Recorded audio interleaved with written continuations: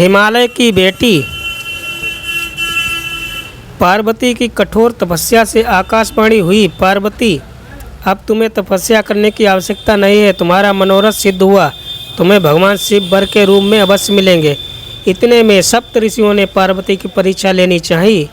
वे पार्वती के पास आए। ऋषिगणों ने पार्वती जी के पास आकर पूछा, पार्वती, तुम यहाँ कठोर तपस्या किस हेतु कर रही हो? किसकी आराधना कर रही हो? क्या चाहती हो? हमसे स्पष्ट कहो। ऋषिगणों की बात सुनकर पार्वती ने लज्जाते हुए कहा, मुनिवर, मैंने शिव को अपना पति बनाने के लिए यह तपस्या की है।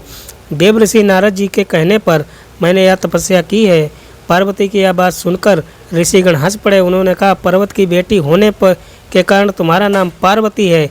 तुम्हारा विचार दृढ़ होना चाहिए। नारद जी का उपदेश सुनकर किसका भला हुआ है? नारद जी ने जाकर अपना चमत्कार दिखाना आरंभ किया। देव, दैत्य, मनुष्य, पशु पक्षी सब काम के वशीभूत होने लगे।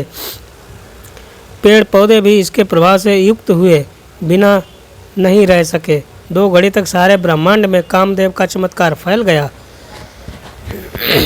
किसी तरह कामदेव डरते डरते शिव जी के सामने पहुँचे। सौभाग्य से शिव जी का उसी समय ध्यान टूटा।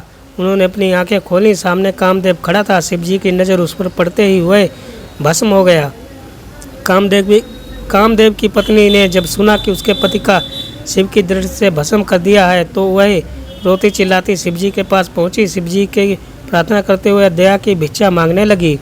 शिव जी उसकी प्रार्थना से प्रसन्न होकर बोले, रति, आज से तुम्हारे पति का नाम अनंग होगा।